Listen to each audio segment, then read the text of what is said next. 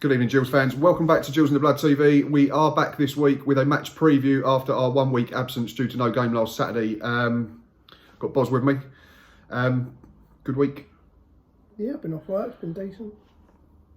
With a shoulder injury. Yeah. Won't ask how he got it. Yeah, had a free weekend last week, didn't we? So obviously gave a lot of teams opportunities to play their game in hand. There are still teams with games in hand on us. There are some teams that play more than us, but currently, what is it, 8 or 9 points off the playoffs now? It 8 was, points. It was 8 when me and Stuart looked at the start. I think over the weekend it was 8. Because I don't think the Doncaster one made any differences the week. We're on 39, Portsmouth are 6th, 47, yeah, so it's 8 points.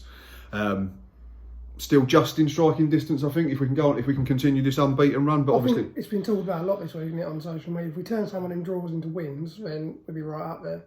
yeah, I think we've got this. I think this month could be pivotal in deciding where we end up. I think if we end up losing 2 or 3 in this month, that's probably it done. If we can get out of this unbeaten or maybe just 1 defeat, then I think we could still be right in it. 6 games, haven't we? 4 away fixtures as well, because we've got a couple of. There's one rearranged, isn't there? The Southend game. Yeah. And then we've got a trip to Blackpool Tuesday, but obviously we've got to speak about Burton away first, which we'll get to. In terms of stuff happening in the week, there ain't a great deal. So most of tonight's content comes from Thursday's edition of the Medway Messenger. As tough as they come, that's where we'll start.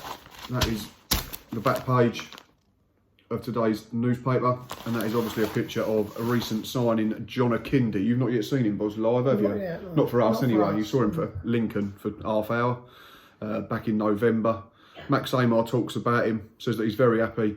He says, when we signed him, I was so happy that I don't have to play against him this season because he is the strongest man I've ever played against. I didn't realise how big he was. I mean, you see him come and play against us and you go, yeah, he's a good size. And then you look at him consistently for 90 minutes when he's your player and he's ginormous, but he can move. And I think Max alludes to that as well.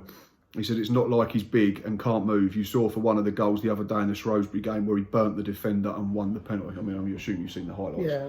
I think he gives the bloke a yard. I think it was, I said on the Matchday Live, I thought it was Pierre or Ebanks Landell, but looking back, I think it was Omar Beckles, who's a good size centre-half himself, and I'm sure he can move across the pitch, but Akinde went past him like he was treading water. Yeah, he was and like brushed to the side, didn't he? just forced him to bring him down. And it's been a really bright start from John, I think, in terms of the 2 performances. He hasn't scored yet, but he's been involved in a lot of our good play, and he's got 2 assists already. I think he flicked on the Conor Ogilvie header for Jordan Roberts' second at Rochdale, and then obviously won the penalty last Wednesday in that win over Shrewsbury. And yeah, it just looks like everything that we need. Whether it's enough come the end of the season, we don't know, but I think I mentioned it last week, or we've mentioned it previously since the transfer window opened and shut, that at least we've shown some modicum of ambition. And Yeah. there's varying stories giving us different ideas on what the fee was, but I think the big thing for Gills fan is that we've actually gone out and spent cash on getting someone in who ultimately improves the first 11 and ultimately then improves the bench, because the person that he replaces in the team then goes on to the bench. And the big thing for me still, and I mentioned this last Saturday when I did a transfer deadline day special, was numbers.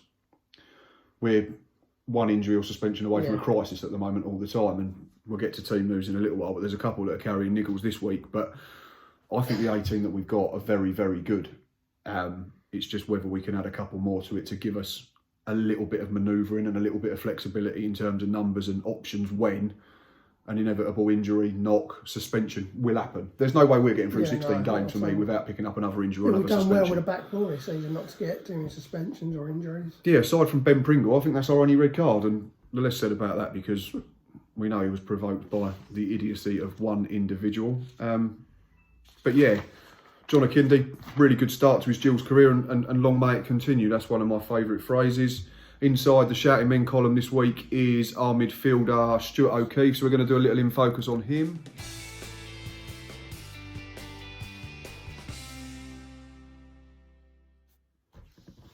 I think it's fair to say that neither of us were his biggest fans when he first... No, sorry, I made that wrong. I thought it was a good signing when it was announced in terms of the position he played. We got him along with Cisse in at the same time, and we thought, yeah, Steve Evans has noticed the fact that we were very easy to play against. He's gone and got in 2 centre midfielders that we're led to believe wanted to put their foot in, would provide a better shield than they were getting last season, the back four, the back three, the back five, whatever it was. But for one reason or another, I think I rated Cisse higher early part of the season and certainly through pre-season, but Stuart O'Keefe's got better and better, hasn't he, as the season's gone on? Yeah, I was very underwhelmed at the start. Probably thought it was one he didn't particularly need, but he's become one of my favourites. He does put his foot in. He's useful at the other end as well. He scored a couple of goals. He's gone close with a few others. It's like he's read my notes. 4 goals this season. Yeah. I think for a holding midfielder, essentially by trade, I think that's a good return. And we said back in the summer before, we knew who we was going to sign, who was going to leave. But as soon as Tom Eaves walked out the door, we said we think we're going to have to spread the goals around. And I think he's got 4. Ollie Lee's up to 5 or 6 now. Yeah. The Mark defenders Byrne, obviously chipped in. unfortunately. Yeah, defenders have chipped in. I think Conor Ogilvy's got 3 or 4. And Matt's got a couple, isn't he? he's definitely got 1 against MK Dons. Jack Tucker's got 1 in an EFL trophy game. And come on, Barry. But yeah, it's what we need, isn't it? And I think he probably mirrors us as a whole in the fact that he wasn't quite sure what his role was at the start of the season. We weren't quite sure how we wanted to play, what our system was, what our best formation was. I think since that's been sorted out, our form's gone on an upward curve, and I think he's as well. A similar player to Burn, isn't he? I mean, you think like he will get his foot in, he will get up the other end of the pitch. Yeah, They do both run their socks off. and with It's a good balance. well, it was them 3 were part of the diamond, weren't they? Before Christmas, before Burner got injured, unfortunately. I think Mark was only in the early part of this unbeaten run, wasn't he, in the league? Because when did he get injured? Sunderland, beginning of December. But yeah, if you think about it, it was him, Stuart O'Keefe, Alfie Jones, and then a centre attacking midfielder during that early part. So, and then obviously that's changed slightly now because we had to move Tom O'Connor into midfield when Burner got injured. But O'Keefe and Alfie Jones have been the mainstay of the defensive side of it essentially as well, haven't they? So fingers crossed he's fit, because there is a little doubt over him, which we'll get to in a couple of minutes. But yeah, I think Stuart O'Keefe's been... He seems like the sort that'll play through the pain, don't he? Yes, yeah, definitely. And I think I mentioned again last Saturday on that transfer video that I did that I was speaking to Steve Brackley last week on Twitter. Thankfully, the injuries we've had this season, aside from maybe 2, none of them have been strains. So they're not coming from wrong type of warm-up, lack of match fitness, trying to rush people back, which we've been guilty of for years. They're coming because, like Matty Willett took a kick to the knee. You can't legislate for that. That type of injury. And they seem to be getting back quite quick as well. But we do look massively a fitter side under Steve Evans than anyone else. We keep going to the end now, don't we? Yeah, you only have to look at the late goals sort and of stuff 70, like that. 75 minutes, you can see how tired we were, not so much this Yeah, how many season. times would we sit there and go, it's 1-1, we'll take this now because we look like we're blowing. Whereas now you think 0-0, 10 minutes to go. Rochdale, might prime nick it, example for you. You were absolutely convinced. Yeah, Me, I not was. so much. And if any of you watched the match day live, it's Bodge just shouting in my ear, "Oh, I told you," as soon as Conor Ogilvy's header hits the back of the net. So completely flipped everything on its head that we've probably been doing wrong for the last 2 or 3 seasons. But essentially, we want to get in the playoffs, we need results. Another massive game this week coming up against this lot.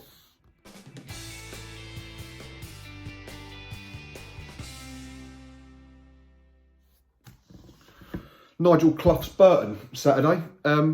Last season was an odd game, wasn't it? Didn't we get absolutely battered for 90 minutes and won 3-2? Yeah, I think it was a week after we got slapped by Swansea in the Cup, I think, wasn't it? Yeah, Josh Reeves got 2 in 2, I think. Yes, he did, yeah. He scored a good goal at the Liberty Stadium, didn't he? From a Mark Byrne cross, I believe. Be a tough game. Nigel Clough has been there for what seems like forever. I know he left and came back, but he's part of the furniture, isn't he, I think? And let's have a look at the comparative form before we go any further. Last 6 in the league, Gills 10 points from 18, which is 2 wins, 4 draws, undefeated. Their last 6 is 11, 3 wins, a defeat, and 2 draws. So there's the thing, they've lost a game, we haven't, yet they've earned more points. That's that thing you just mentioned about turning a few of these draws into 3 points, because it makes a massive difference. You go unbeaten for 6 but only win 1, or you win 3, lose 3. Was it It's Chesterfield very, really different. last season under Alan, wasn't it? They got their longest unbeaten run in their history. they won, They only like, won like 3 games It was from like 20 they something. Yeah. drawn 2 and drawn about 16 or something, wasn't it? Yeah, it was a Ridiculous, long it was run, mad. But home and away as well, looking at that. Excuse me. Burton have gone loss, win, win, win, win, draw. So 4 wins are bookended by a draw and a defeat. So they've got 13 points from their last 18 available at the Pirelli Stadium. Gills on the road, only 1 defeat, but only 1 win, 4 draws, 7 points from 18. So they tend not to lose. We tend not to lose. We've only lost 3 of 18 in League One. That's a really good record. And I know really we talk about a lack of wins and too many draws, but I think if someone had said again back in the summer, Gills are going to be approaching February with only 3 defeats in 18 games, we'd have probably laughed a little bit. I think he's done a really good job, and I know some people won't like me saying that, and I'm quite surprised that I'm sitting here saying it myself, because I wasn't one that wanted him through the door, Steve Evans, but he's won me round. So, in terms of them, they're just looking, 29 points from 54 in that 18 game run, which is about 1.6 per game, which is probably slightly under what we're going to need for the rest of the season, but still a really good effort. Liam Boyce has left then, though. Yeah, they've replaced him this week, haven't they? I'm not sure. I was trying to look through their squad today. They made a late addition. Oh, maybe they've got someone in, but I might not have recognised his name. Keep talking. But I know. I'm sure they brought someone else. I think Gabe was on the D3 D4 podcast, I think there was another Burton fan as well, and they were talking and said that they're probably going to have to play slightly different now, because they got, is it Lucas Aitkins that's now going to lead the line? Yeah, he plays everywhere, don't he? Yeah, I think he's played like right back, centre mid up front. But I think they're quite similar to us in the sense now that they've not got a 20-goal a season striker, so they're having to spread the goals. No, Boyce was either, was he? Oh, Kwame Thomas, that's the one. Kwame Thomas. He's been around a little bit. He was at Derby, he's been on loan at some other League One club. I'm sure we played against him in the past. But he's not one you'd expect to come in and go, right, I'm going to get 12 goals in the rest of the season. So they're probably going to have to spread him about. But yeah, Boyce going and David Templeton going. His 19 of their goals this season disappeared. And I think Boyce has started like an absolute train at Hearts, hasn't he? I think he scored the winner against Rangers on his debut. He's very good in Scotland, but just not as good over here. But just League One's probably his level in this division. Yeah, you're probably right. So it'd be interesting because, like I say, they've lost a lot of their goals. They've got other good players, don't get me wrong, and they've got 2 or 3 that are on sort of 7, 8, 9, whereas we've got 3 or 4 that are on 6 and 7. So be similar, I think. I think we play similar ways. Quite a physical side as well, aren't they? Yeah, they got, is it John Joe Toole used to it at Northampton? Didn't he play centre half against us beginning of the season? We were really surprised and said target him, and he had a really good game, this sod. But yeah, I think it'd be an interesting match-up, and like I say, if we win and Fleetwood get beat, we can go 10th in the table, which is a nice incentive, and it's just a case, I think, of just keep picking 1 or 2 off each week if we can. Yeah. Team news, no Mark Byrne. And but apparently he's on the road to recovery. Yeah, I've seen back in Ireland doing weights, and yeah. He put up a 90-second video, and he was doing quite a bit of leg work. It's amazing. So at least it seems like it's going well. Yeah, seems to be doing weights and strengthening exercises, which is He said he's slightly ahead of schedule, didn't he? So, yeah, I think if we can get him back early pre-season, then we've done all right. We're not going to see him this season, are we? So I wouldn't want to risk him. To be no, honest. you don't. The fear would be he breaks down again, and then we lose him for much longer. Alfie Jones and Stuart O'Keefe both doubtful. I think Steve Evans said in his press conference today. He says a lot of things, doesn't he? He quite used to start. He is becoming the master of the mind games. He did say we weren't signing John Akinde, we'd never spoken to him, and then lo and behold, about a day later, we got him through the door. So Stuart O'Keefe came off against Shrewsbury, though, so I'd imagine there was a problem there. Again, whether it was a muscular one, I think it might have been a whack when he scored the goal. But Tom O'Connor's back, isn't he? So if O'Keefe drops out, O'Connor comes back in, and hey presto. Oh, well, does he? Because we have Pringle now on the left. Team news, we've done. Back 5, the same for me. Yeah. Alfie Jones, if he's fit, starts at the base of the diamond. I'd imagine he's probably got a slightly better chance than O'Keefe because he didn't come off, he finished the game against Shrewsbury. If Stuart O'Keefe don't start for me, then Matty Willett comes into the starting 11. See, I don't know if I'm playing with it from the start yet. Because I've only seen him. And then I've got Ben Pringle from the left of the diamond, Ollie Lee behind, Jordan Roberts and John Akinde. We don't change it for me. I don't think the new lad comes in to start straight away, either Jordan Graham. If Stuart O'Keefe's fit, then I'd start him. It would be the same as the Shrewsbury game. I'd start the same 11. So then my bench would be, if everyone's fit, Walsh, O'Keefe, O'Connor, Charles Cook, Graham, Mandra. Basically everyone that's not starting because we've only got 18 fit professional. So you'd be interested, who would you go with if O'Keefe don't make it? Well, I wouldn't want to drop Pringle because there's a lot of good, and not just you guys, a lot of people on Twitter saying how well he played against Shrewsbury. So would you change the system then? But then, because then if you play O'Connor as the wrong side, it's tricky then, isn't it? Do you then go with like an orthodox flat, narrow 4 maybe? Or do you go to a back 3 and play Fuller and O'Connor as wing backs? But we've not played that system enough. I think you've got to keep the system as it is. Let's just hope Alfie Jones and Stuart O'Keefe are fit then. We have to worry about them. Towards I'm looking about, we've got a lot of like attacking midfielders and no holders. If you take Jones out. If both are missing, we've got a slight problem, I think. Because then you're forcing Willett to start and probably playing a slightly different role than he wants to. Maybe O'Connor plays a holder. Maybe. Keep Pringle on the left, maybe. Be interesting to see, won't it? Anyway.